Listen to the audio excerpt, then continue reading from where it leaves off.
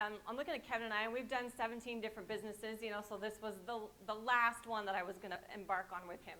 And I remember looking at him going, there is no reason in the world we can't do this. Let's just do it and get it done. Let's not play with it. I'm tired of investing money in businesses that feel like they're yanked out from underneath you just as they become successful. If we're going to do this, let's do this. And I'll do this with you. Now, at the time, that didn't look like what I thought it was going to look like, right? But it doesn't matter. So I was reading this article about success, and it says the media is bombarded with, quote, overnight sensations. So you have shows like American Idol and Dancing with the Stars and all these reality TV shows that promote these people as, oh, they found her out in the country singing at the local barn, right? When the reality is they've been working on their craft for years and years and years and years. But the media doesn't show that part. And so I see that in singers, especially, that's just because of where I live. We did a program where we were holding auditions for different singers, and they would come, and some of them were awesome. Others of them thought they were awesome. And they were, you know which ones, because American Idol loves to show those ones that think they're awesome. But these were the kind that they weren't willing to take any type of feedback, any type of direction. They just knew if they could get on American Idol, they would be the next big star. But anyway, so what I love is that what most people lack is the ability to comprehend the amount of time, the amount of work from time of decision to making the change. And so what I lacked wasn't the understanding of that it would take work to get what I wanted. I lacked the dream and the vision that what I wanted could be real. And then I needed the hunger to chase that dream without caring what anybody else thought and just running for it. And I love this quote by Brian Tracy. It says, all successful people, men and women, are big dreamers. They imagine what their future could be, ideal in every respect, and then they work every day toward their distant vision, that goal or purpose. That's what life leadership has taught me to do. It has taught me to dream big. If you sit down and talk to me, you'll know, you've probably seen a picture of my house. And it's massive. And it's not going to happen tomorrow, but it's real for me. I know the path we're on. And that is not that stuff that keeps me running forward in this business. In the process of running for that stuff, I know thousands of lives and families have been changed in that process. So as you're running for stuff, know that the greater good is being accomplished in that process.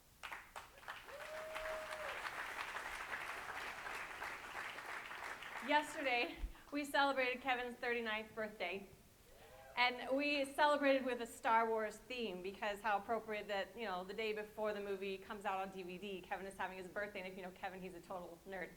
And so I'm so excited to bring him up here to share with you because he is a dreamer with a vision.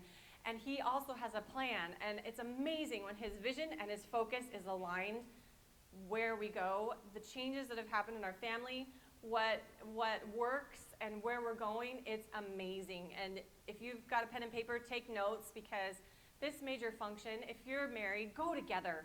Get a picture together of what your life can look like because together we've been able to run and make some major shifts in our marriage, in our parenting, in our life, and create a whole new world for our family. So here's Kevin.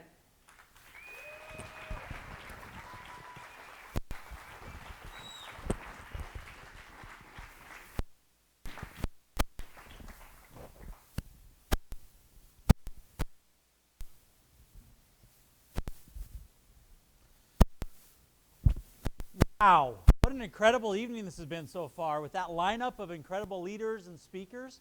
I've been truly fed. Have you? As I sat in the audience, I remembered a story of Sailor, my daughter, when we were going to Disneyland. At this time, she loved Aurora. She really wanted to dress like Sleeping Beauty. She wanted the Sleeping Beauty dress. Now, if you know my wife, she's very classy. She doesn't do anything halfway.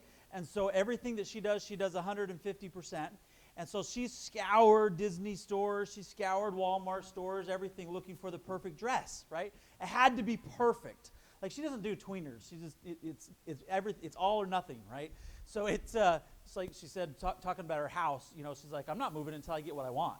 So it's I look at so anyway, she was looking everywhere, and she found on eBay this amazing dress that it was obviously they haven't done an Aurora dress like that for a long time, and when she got it in the mail, it was awesome. It was really poofy, and it was it had a good material, it was well made, but wasn't good enough, so she had to add even more to the dress. And here she was spending all of this time making this great dress that was amazing. Spent several $100s on it. And just the night before we went to Disneyland, she was they went to Walmart to get some other stuff, and Sailor wanted to look for a dress again because this was a surprise. She didn't know that we had this dress, and she found this really floppy whatever. What's that word for? Flimsy. There's the word I was looking for. This really flimsy dress, this little pajama dress that was an Aurora dress, and she begged and pleaded, please, can I have this dress? Please, can I have this dress? I really want to go as Aurora, as Sleeping Beauty. And it was just amazing because she wanted that dress so bad that she was willing to settle for it. She was willing to settle for good, if you even call it that. Maybe it's not even good, when great was right around the corner. When we had this most amazing dress, and the next day when we were able to give her that dress, she felt like the most beautiful princess in all of it. She got compliments everywhere she went. And I just think how many times, like I just look back at our lifestyle and who we were and what we were doing prior to life leadership, and I just think how many times do you settle for good when great is available, and when great is right around the corner? I love the fact that we have a vehicle to help that brings out your greatness every day. This is all designed to help you live the life you've always wanted. Who here's brand new for the first time? This is your first meeting with Life Leadership. Let's give them a round of applause.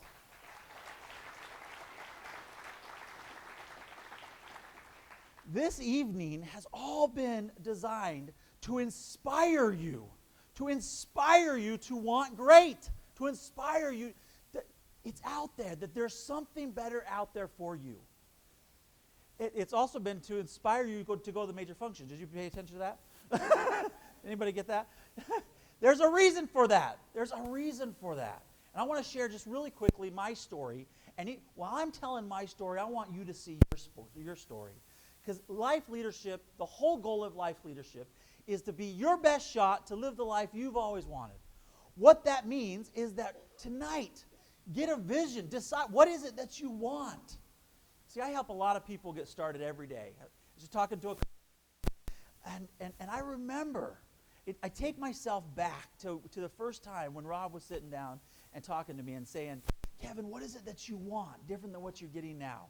And I remember when London and I got married, man, we were going to take over the world. It was world domination because we were here and we were so excited with all these goals and dreams. And 17 businesses later, we had just got beat up after beat up after beat. We were so beat down. I was so broke and so broken. Maybe that's why maybe that's how you're feeling when you're here. Or maybe you're feeling like you're doing pretty good. I don't know where you're at. But I know great is available. I know that we have something here that I am so grateful and will always be grateful for the Robsons and for the Fotus and for the Slades and for how they just pumped belief into me that my life could be great, that it could matter, that there was a bigger dream out there for me. At the time I was working 12 to 16 hours a day, still playing lottery with our bills. You put them all in a pot and decide which ones you're going to pay every month. That's where we were at. I was time starved. I was money starved. And Rob said, what is it that you want enough that you're willing to go out and do something different? What is that for you? What do you want? Because as soon as you start to get a vision, as soon as you start to get vision like the Kelseys talked about, then once you have that vision, Launching a Leadership Revolution says this. It says that leadership is influence in a positive, vision-driven direction is accomplished through the conviction, character, and example of the leader, right? So what it's saying is that vision-driven.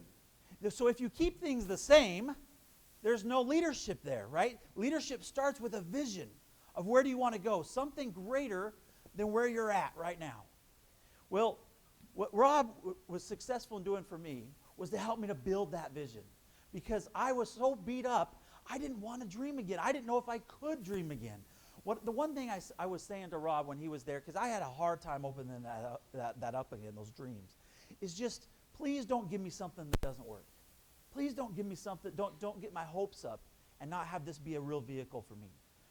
I want to show you how this is you are in the right time with the right people. This is absolutely your best opportunity. It is the shot that you have to live the life you've always wanted. What you've got to bring to the table is, what do you want? Is a vision for your life, something different than where you're at now. Now, here's what's going to happen. Once you get that vision, there's going to be a gap, because it's not what you have, right? And so many times, I just look at, for me, I saw where I was at, and I saw where I wanted to be, and there was this gap. And I thought, man, how do I close this gap? Well, let's dive a little bit more into this launching a leadership revolution. So if leadership is having a vision against the status quo, different than the status quo, then really leadership is planned conflict against the status quo, right? You're planning to go out and do something bigger and greater with your life, right? Or to touch more people. We've had a lot of people talk about purpose and what life leadership can do for culture. Well, what can it do for you, for your culture, right? Get a vision, adapt that vision. And then once you go to work on that vision, it creates this gap. And in that gap, for me, created so much frustration because I didn't know how to close that gap. So Launching Leadership Revolution goes on and says that if you picture a 4-lane highway here, and you've got mediocrity over here, and you've got your vision and your goals over here, and it's a very lonely road. You got plenty of people over here on mediocrity, right? Plenty of cars over here. And you've got that shoulder, that right? And then you got the ditch. You got the shoulder of comfort and the ditch of complacency over here, right? On this side, you got the right? You got the shoulder of frustration and the ditch of discouragement. Okay. So I hope that you get inspired by something tonight to get this vision. When you get this vision, it's going to create that gap. There's a couple things you can do with that gap. With that frustration. On this side, you want to stay as far away. But if you want to hang here around the frustration zone, but you want to do something. There's two ways that this frustration can go. If you get too far off the shoulder, then you go into the ditch of discouragement, right? So that's the negative side of frustration, that gap creating stress called distress, right? That could cause cancer and all that stuff. And negatively, that stress could go into discouragement. Here's another alternative. Let me give you another alternative. Take that vision and get hungry. Turn that frustration, that gap, into hunger. If you turn this frustration right here into hunger, and you stay close enough to that frustration that you can feel that hunger, because if somebody else accomplished it, so can you, right? I look at all the leaders up here. All of them put their pants on the same way you put yours on. Right? If they can do it, so can you. So here's the thing. When Kevin and London, when we first got started, we had a vision. And that gap causes so much frustration, we just got hungry. When I went to that, I remember a couple of events. The first event was sitting out in front of my yard talking to Rob Robson, and he was spinning a vision and a dream of what my life could be like by just taking my life on one day at a time through this life leadership process, because this is a process to help you get what it is that you want, right? And then he told me to go to a seminar. And I went to a seminar with so much hunger for something different that I got out of that seminar that they were talking the whole time about the major functions. Sound familiar? And I caught a vision that, man, what if this is what if this is the vehicle for me that can help me get my goals and dreams? What else do I have where I had people coming over to my house, helping me, walking me through every step of the way exactly how they did it and teaching me how to do what they did? And why not? Why not give it a try? So I went to that major function in January of 2013 with so much hunger. And this is what I recommend you do. Get together with the person that brought you here tonight. This may be your first night, your first time. A couple of years, it's your first time here. Get together with the person that brought you and start talking about how you can make it to that major function. how you can go and get your picture and your vision and go there with this gap. Go there with so much hunger that you're just ready, that you're hanging on every word, and that you catch the vision of every person that's up there talking in front of you, that you're catching the vision of you being on stage. And what could you do if you really took this on and took this journey on and got some results here in life leadership? You know, I just want to talk a little bit about victory. I love Colin talking about his kids, because what we did, Rob Robson walked us through every step of the way. You know, he spent so much time building my belief and teaching me that I could do this. The Slades are so great at edifying, always edifying us and building us up. And Jim, and I remember Jim, he's such a great visionary. All this whole Rockin' Our Ranch used to be a flat piece of land, right? And Big Jim had a vision of what you see today. Isn't that awesome? What can you do with vision? I remember these mentors just pumping into me vision and dream and belief and edification, and helped me catch a vision that I could believe in, and helped me every step of the process. And you know what? We went from just broken and tired and just playing lottery with our debts because we were so deep in debt, that we went from that situation to in 10 months being able to create a 6-figure residual income. You know, in 10 months, which totally changed our life. We weren't out of the woods yet. We still had a ton of debt to pay off. But then we doubled that 10 months later. Like, what's possible for you if you can get the vision tonight and can get excited and can go home and create that vision, get hungry, get around some mentors and some leaders that can help you out, go to this major function, and with a pen, with a huge notebook and a pen, just ready to be filled.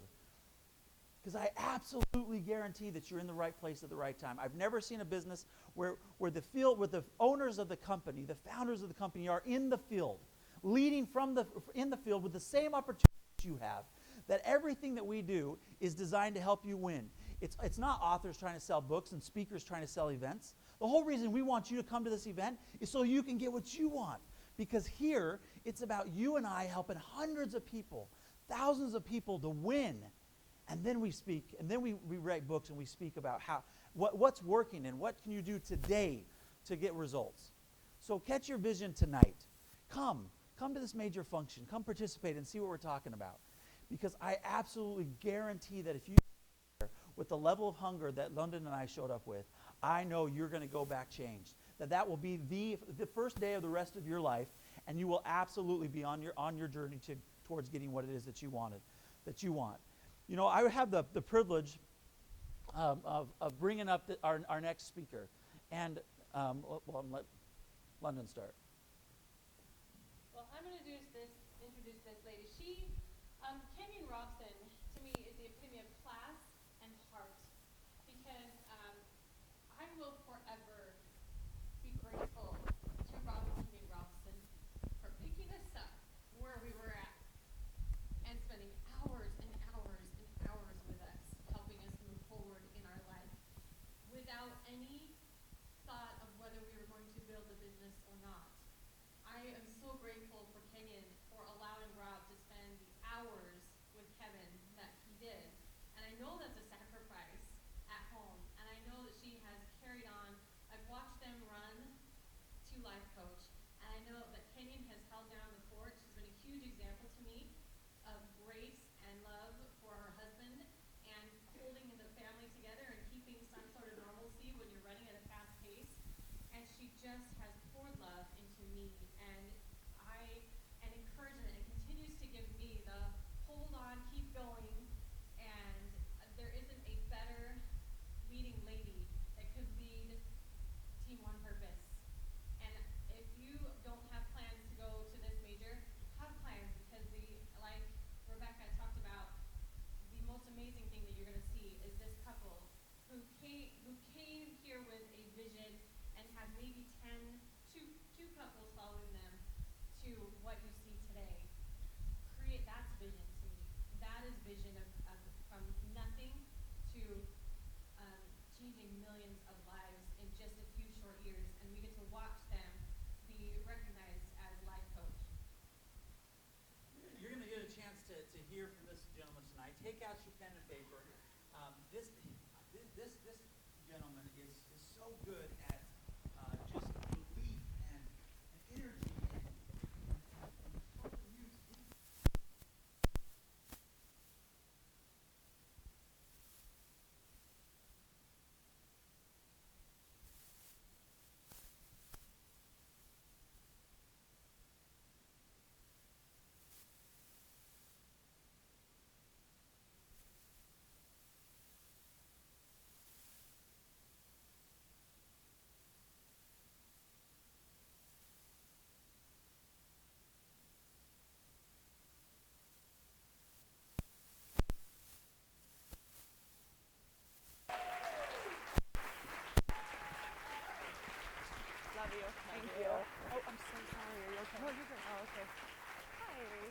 happy birthday.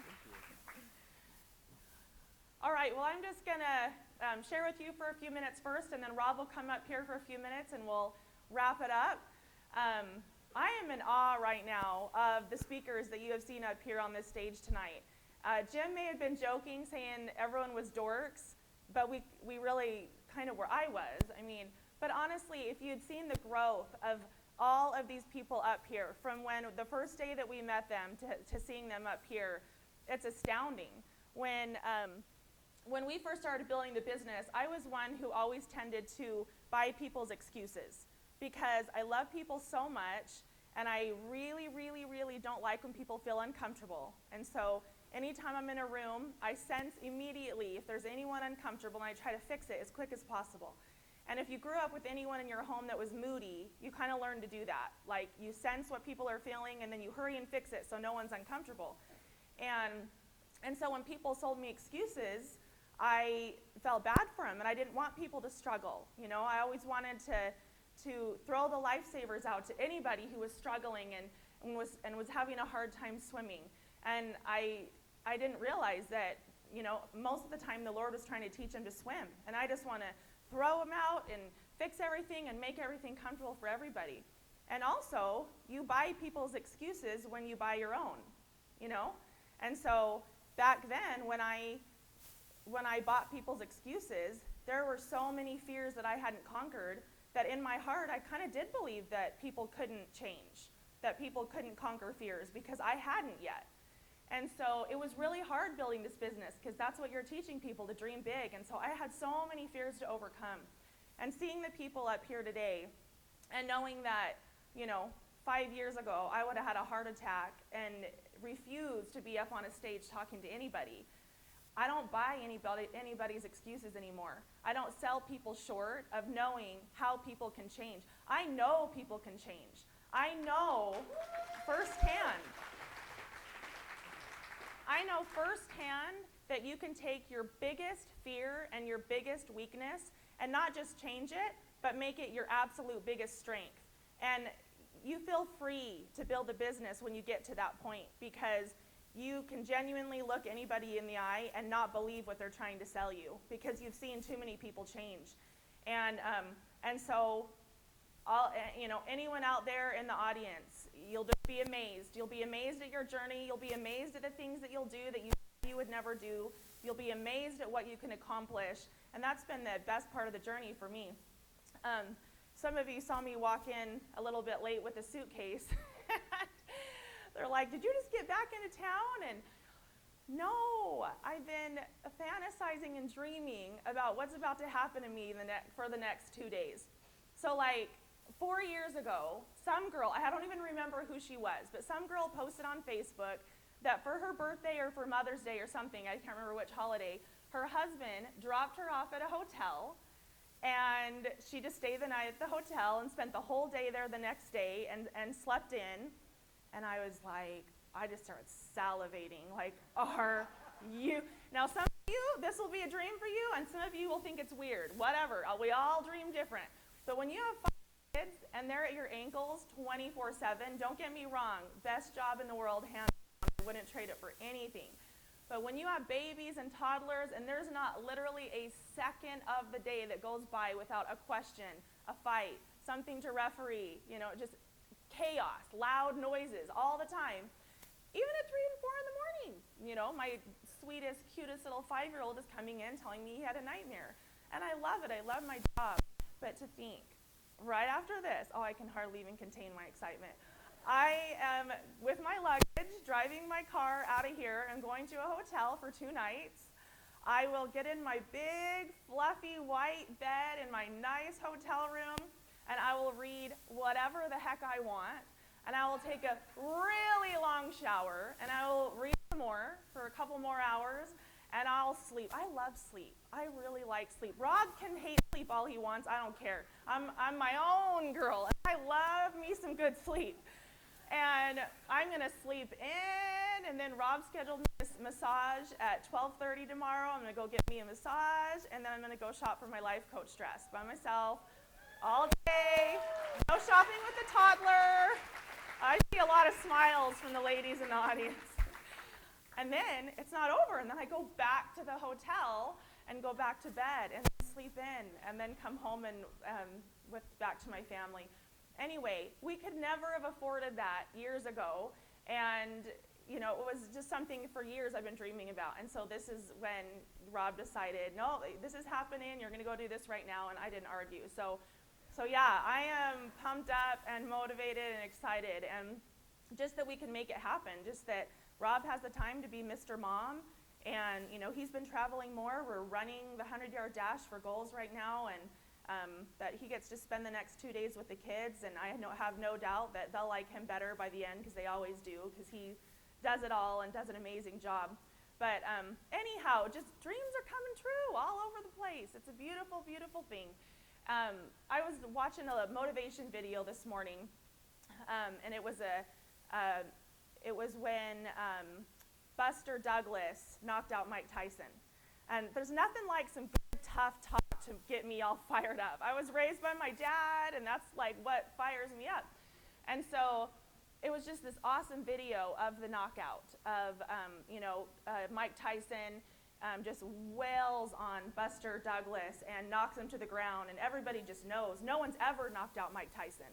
Everybody knows that if he gets up, that he's going to get hammered. And so 3, 2, 1, and he gets up, saved by the bell, and everyone just knows what's about to happen. Mike Tyson's face, he's all confident, he's all pumped up, he knows he's just going to get up and just one-time hammer Buster Douglas. And you just start seeing the fight come out of Buster Douglas, and it is so inspiring. And he just knocks out Mike Tyson. It was so cool. But he was interviewed later, and he's talking, and they're just obviously asking him, where did that come from? What is going on? And he said, my mom told me before she died that I would beat Mike Tyson, that I would be the best in the world. And she died 2 days before this fight. And I could either die with her, or I could prove to the world, I could prove to myself that what she said was true, and prove to her, because I know she's watching me. And the point of the video, yes, that's intense, but the point of the video is he had a why.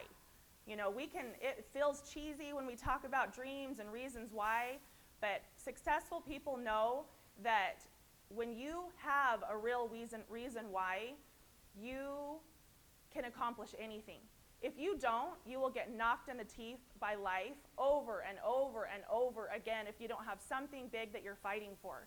And you can look up that video, it'll really inspire you. But whatever it is, losing weight, starting a business, becoming a life coach, life will just kick your butt over and over unless you have a reason why that inspires you, something, whatever it is. And it's different for everybody. For me, it's becoming a pilgrim of change in generations of dysfunction. It's the dash between when I was born and when I'm going to die. Stephen Covey's 7 Habits of Highly Effective People talks about the funeral, visualizing your funeral, and it sounds so morbid, but I do, because it matters to me who I've been in this life and what I've done, and the time is so short. And I want so desperately to be that pilgrim of change in my family, broken marriages and dysfunction and sadness and depression, and it's not easy. And sometimes I think, why have I been called to be life coach? Why? I don't feel worthy. I don't feel worthy to be teaching anything to these amazing people. What have I done so special? I have so many weaknesses. I have days where I'm low. I have days where I'm terrified of things. But the only thing that I can see that I've done differently than members of my family who are continuing to live out that dysfunction is getting up again. I find a way through it. I have a low day, and I figure out why, and I move through it. I find something to read. I find someone to turn to. I find a mentor, and I just don't give up. And it doesn't have to be fast and furious and all eyes on you at all times when you're accomplishing that. Sometimes it's a slow pace. Sometimes you can't see the change in yourself, and you look back 10 years later and you say, wow, I've changed. I've done a lot of things. And that's the way it is for me. I'm not Rob. I many times feel unworthy of this amazing blessing and calling that I've had, but I move through it. And you can too. You can move through life with your head held high and find something to learn every single day. Find someone to turn to. Find a question to ask. Don't give up. Don't lay in bed. Just get up. That's it. And move forward. And it's amazing where you can end up if you choose to do that. I was talking, last thing, and then I'll introduce Rob up here. I was talking to a friend at a park, a friend of mine in the business, and we were talking about one of her legs and how, some people had fallen out in one of her teams. And we were just talking about them, and we both know them and who they are, and she just was mentioning how, the guy in this company just feels like kind of too cool for this. And a lot of people up here have said they felt way too cool. Realist, the skeptics, the skeptics of the bunch. And I get that, I do, I've been there, and I was skeptical in a million ways too. But I'm kind of a rascal and get bugged when people feel like they're too cool for what I do. Like, seriously? Like, we're cool. Like, Rob and I are cool, Like, I don't understand what the heck. I get so defensive, and it's childish, but I can't help it. Like, so they think they're just cooler than us, and like, they just think, I know they're not making more than us, and so they don't think that we're kind, nice, people who run for dreams, great people. Like, I don't get it. What's not cool? I don't understand, and it bugs me. And it probably bugs me because I understand that mentality, because I've been there so many times, feeling too cool. What that really is mostly fear. But people are not too cool for the business. I get what they're coming from. There's a lot of stuff out there. There's a lot of people who have tried something and not reached success. There's a lot of people out there selling in weird ways when you're at the grocery store and trapping you in corners and trying to get you to come to weird things. And so I can kind of understand where those people get their point of views. So that's why we need a ton of cool people that aren't weird, achieving the top levels of success in this business, so that we can teach people that being a dreamer is cool. Thinking different and positive is cool. Having a reason why is cool. You're not cool if you look all stuffy and you're serious and you don't dream and you're not willing to take a look at yourself in the mirror and think, I need to improve in these areas. That's not cool. This is cool.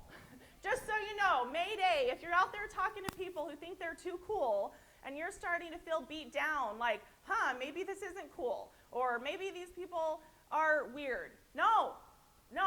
That's a life that you live of regrets. That's a life of not living big. That's a life of getting old and thinking, what if I would have thrown my heart to the bar? What if I would have chosen to live a journey of constantly pushing myself further than I thought I could? No matter where you get in the end, who cares? Your kids will know you lived a life of overcoming. Your kids will know you lived a life of never quitting. Your kids will know you lived a life of dreaming. And they will cry tears one day, no matter how high you get. And you can get however high you want. Your kids will be proud of you because of that. That's what makes you amazing. Okay, so we are cool, okay? And there's going to be a ton. I think Orrin Woodward's pretty cool. How many people in here think Orrin Woodward's pretty cool? How many people in here think Chris Brady's pretty dang cool? I do. What is going on with weird people? We are not weird, we are cool, just so you know. Keep your head held high. You are cool, so cool, and what you're doing is cool. You guys are an amazing bunch. I love it. I love dreamers. I love overcomers. I love people that change and look in themselves in the mirror and with confidence move forward, and that's all. That's all that we're doing, and you guys are the best. So glad you are here tonight, and this man has taught me to dream, and he is really cool. I live with him. I know he's cool. He's cool in every way. Coolest dad you could ever know. Most loving dad. Most engaged dad. No husband has ever been more unconditionally loving than him. No one makes me laugh like him. No one does dishes like him. No, I'm not kidding. Like, he is so cool. He's the real deal. And I'm married to the coolest guy on earth, Rob Robson.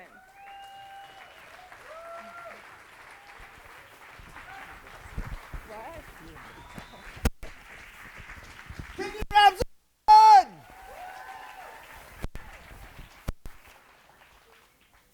You guys tired?